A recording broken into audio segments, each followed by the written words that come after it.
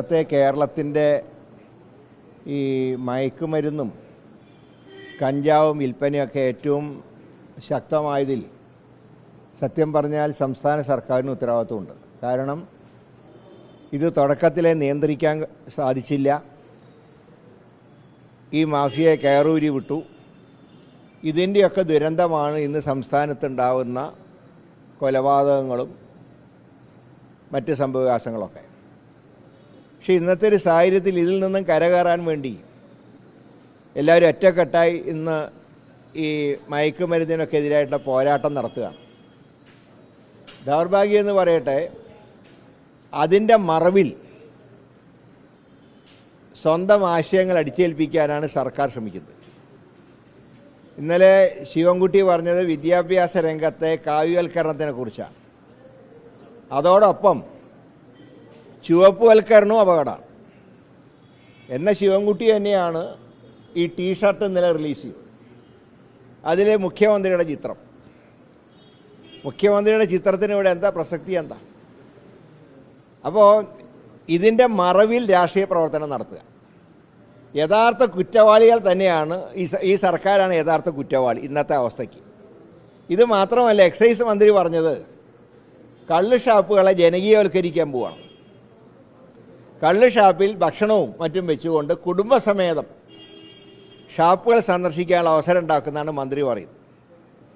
ഒരേ സമയം പണ്ട് പറഞ്ഞ പോലെ മുയലിനോടൊപ്പം ഓടുകയും വേട്ടപ്പട്ടിയോടൊപ്പം വേട്ടയാടുകയും ചെയ്യുന്ന സമീപനമാണ് സംസ്ഥാന സർക്കാരിനുള്ളത്.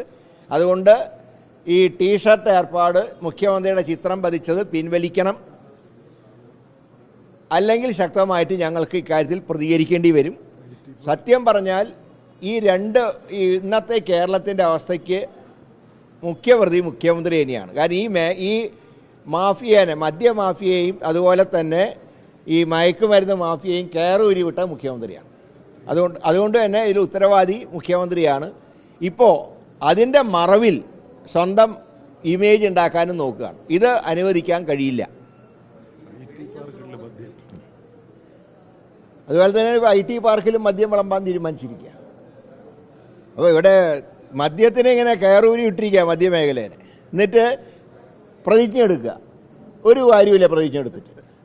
ഇതിനെ കയറൂരി വിടുന്നവർ തന്നെ പ്രതിജ്ഞാവാചകം ചൊല്ലി കൊടുക്കും.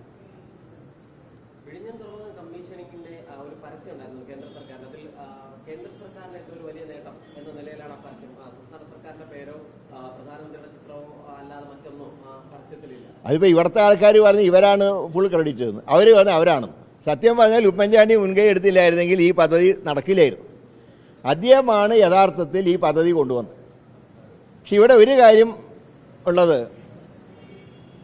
ഈ അതിസുരക്ഷാ മേഖലയിൽ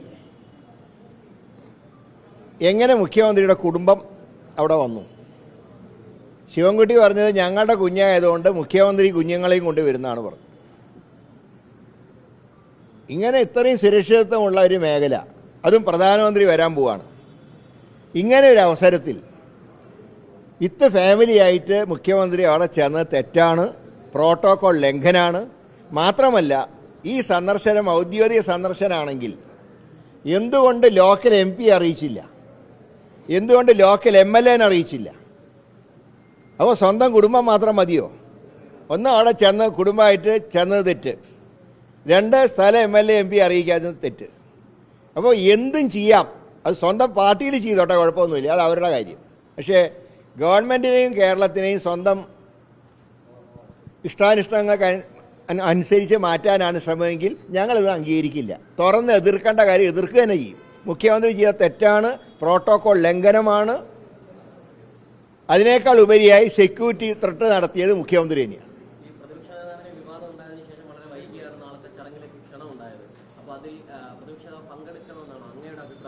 അല്ല, മാധ്യമങ്ങൾ പറഞ്ഞതനുസരിച്ചാണ് ഇപ്പോൾ ക്ഷണിച്ചിട്ടുള്ളത്. പങ്കെടുക്കേണ്ട ആവശ്യമുണ്ടെന്ന് എനിക്ക് തോന്നുന്നു. പക്ഷേ പ്രതിപക്ഷം തീരുമാനിച്ചിട്ടില്ല. ആ കാര്യം ഞങ്ങൾ കൂടിയാലോചിച്ച് തീരുമാനിക്കും. ഒരു സാമാന്യ മര്യാദ വേണ്ടേ? ഒരു പരിപാടിയിൽ, ഒരു ഔദ്യോഗിക പരിപാടിയിൽ പ്രതിപക്ഷ നേതാവിനെ വിളിക്കേണ്ട ഒരു സാമാന്യ മര്യാദ പോലും ചെയ്യാൻ ഇവർ തയ്യാറായിട്ടില്ല. കാരണം പ്രതിപക്ഷ നേതാവ് പങ്കെടുത്താൽ ഉമ്മൻചാണ്ടി കൊണ്ടുവന്ന പദ്ധതി എന്ന് പറയുമെന്നുള്ള ഒറ്റ കാരണം കൊണ്ട് അദ്ദേഹത്തിന് മനഃപൂർവ്വം ക്ഷണിക്കാതിരുന്നു.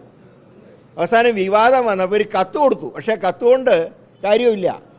പ്രധാനമന്ത്രി വരുന്നൊരു ചടങ്ങിൽ 3 ദിവസം മുമ്പ് തന്നെ പ്രാസംഗികയുടെ ലിസ്റ്റും കാര്യങ്ങളും ഡൽഹിയിൽ നിന്ന് അംഗീകരിച്ച് വരണം. കേരളം മാത്രം തീരുമാനിച്ചാൽ പോരാ. പിന്നെ എങ്ങനെയാണ് ഇന്നലെ ഒരു ഇൻവിറ്റേഷൻ ലെറ്റർ മാത്രം കൊണ്ട് കാര്യം നടക്കുമോ? പ്രതിപക്ഷ നേതാവിന് സ്റ്റേജിൽ കയറാൻ പറ്റുമോ? ശരിക്കല്ല, ഇന്ത്യ ഗവൺമെൻറ് പ്രോട്ടോകോൾ അനുസരിച്ച് പ്രധാനമന്ത്രിയുടെ ഓഫീസ് അംഗീകരിക്കാത്തിടത്തോളം കാലം ഒരാൾക്ക് സ്റ്റേജിൽ കയറാൻ പറ്റില്ല. പിന്നെ എന്തിനാ വെറുതെ പ്രതിപക്ഷ നേതാവിനെ ഇപ്പോൾ വിളിച്ചു എന്ന് പറയാൻ അവമാനിക്കുക? അപ്പോൾ ഇതൊക്കെ ഞങ്ങൾക്കറിയാം. ഞങ്ങൾ അങ്ങനെ പറ്റിക്കാനൊന്നും മുഖ്യമന്ത്രി ശ്രമിക്കേണ്ട. എന്ത് മുഖ്യമന്ത്രി തലകുത്തി പറഞ്ഞാലും ശരി, വിഴിഞ്ഞം പദ്ധതി എന്ന് പറഞ്ഞാൽ ഉമ്മൻചാണ്ടിയുടെ പേരെ ജനത്തിൻ്റെ മനസ്സിൽ വരൂ. ഇപ്പോൾ നെടുമ്പാശ്ശേരി വിമാനത്താവളം എന്ന് പറയുമ്പോൾ കൊച്ചു കുട്ടികൾ പോലും കെ കരുണാകരൻ്റെ പേര് പറയുന്നത് പോലെ വിഴിഞ്ഞം തുറമുഖം എന്ന് പറയുമ്പോൾ എല്ലാവരും ഉമ്മൻചാണ്ടിയുടെ പേരെ പറയുള്ളൂ. ഒരു സംശയം അക്കാര്യത്തിലില്ല.